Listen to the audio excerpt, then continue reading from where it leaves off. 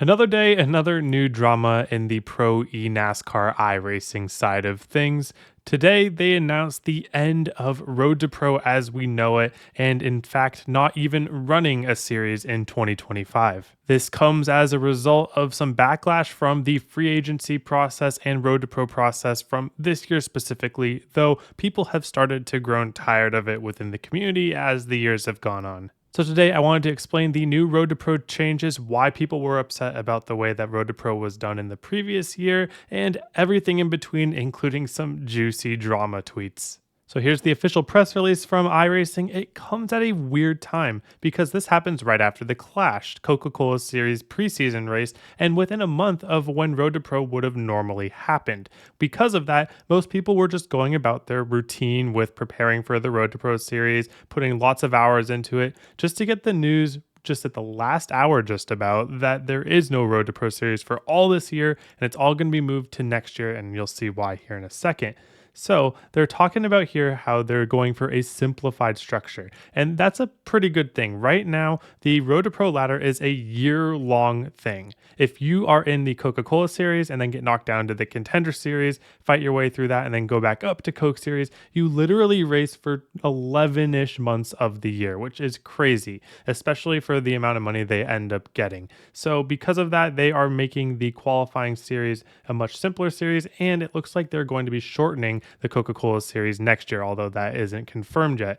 You would think that would be because of NASCAR 25. Maybe they're going to have series and opposite seasons, so we'll see how that works. But what they have officially confirmed here is that the top 20 drivers from the 2025 Coke Series will still retain their license. That's unchanged, and that is all the same through 2026. But now here's the big thing. Everyone else will need to contest the new qualifying season, which is going to be scheduled in February and end in April. So usually how the Road to Pro has been is that there have been 2 rounds of the truck side, first round Road to Pro, second round Road to Pro, and then from there you go to the Contender Series. So all in all, when you put those 3 things together, that's like a 4 or 5 month endeavor. So they're shortening all of that by about half and doing just one season between that. It's not going to be quite like it was in the old days, it sounds like. It's going to still be its own standalone series, but it looks like it's just going to be shorter. So the new eNASCAR qualifying series will consist of around 11 races and held on Tuesday nights between besides the March build. So Tuesday nights, that's going to be the college season type of race season there, and then Coke. So it might be like Xfinity series to Cup, where you're running the side by side series. You have the qualifying series runs and then Coke runs. There's never any overlap between that, so that makes sense. So the former process involves 3 separate seasons, dubbed the Road to Pro ladder, and they had a qualifying round 1, round 2, and round 3. So you can kind of see right here how that was run. So how it was before was Road to Pro, you could join in Class A oval license and at least 2.0 safety rating, and the top 70 from those races would go to a secondary Road to Pro qualifying round where it goes from 70 to 20. That was kind of the hardest step of the ladder, so to speak. And then from there was the Contender Series, and then from there it was Coke Series. Contender Series was really weird this year because of a thing called free agency, which they really haven't done to the degree that they had done it this year. Usually, you would just qualify into the Coke Series and the teams would pick who they would want. But this year, it was a little bit different. There was free agency. So there were 50 drivers where 30 of them didn't have teams lined up for the year. And so how that ended up being was that 20 of them were picked up by a team and 10 of them were not. And that led to some really interesting situations and drama, so to speak. Here's the roster for the Coke Series this season.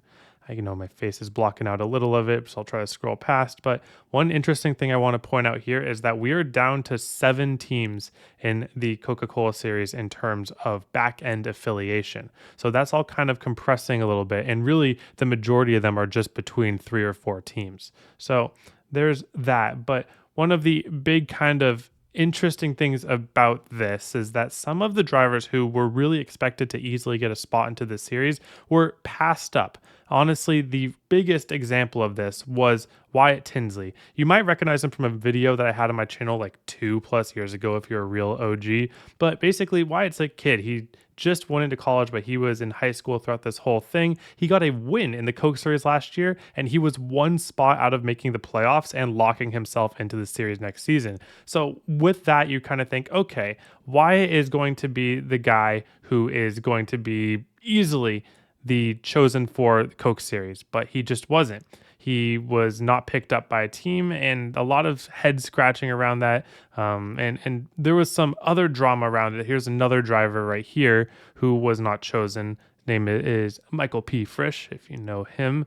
And there was some drama affiliated with Moonhead as well, how some of these teams had reps who they claim that the teams don't even know they exist, and they might do stuff like, oh, they'll discriminate. We're not going to sign Mooncar folks. I don't know how true that actually is, but Michael went on to say this is just one of the many problems that happen behind the scenes. Keep in mind the rep has no ties to the team in real life, running an eNASCAR team because he has a buddy within iRacing, and the real people at the team didn't even know they had an eNASCAR team till Thursday. So there was a lot of weird stuff maybe happening behind the scenes so that some people were not getting rides when you would think that they would, and maybe some of the people who you wouldn't expect to get rides ended up with one.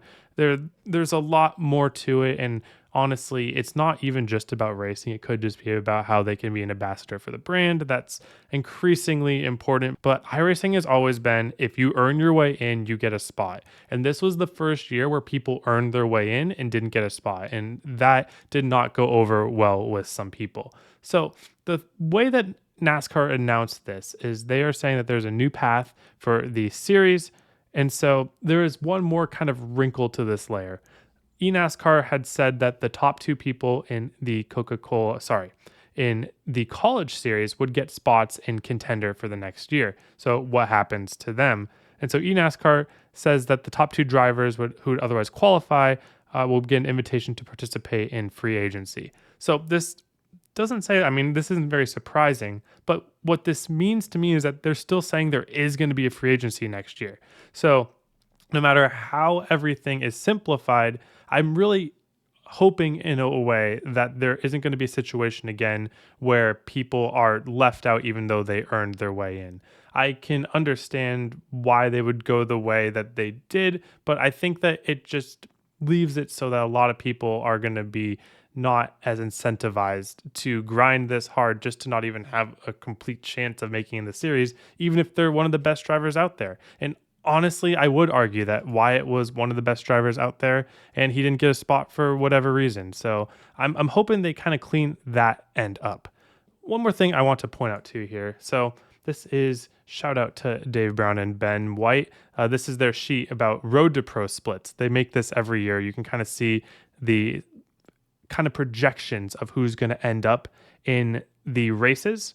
And I'm not on here this year because I don't do Road to Pro. Shout out to me, but I would be in first split. But anyways, so how it usually goes is that round one Road to Pro, 70 of these people move on.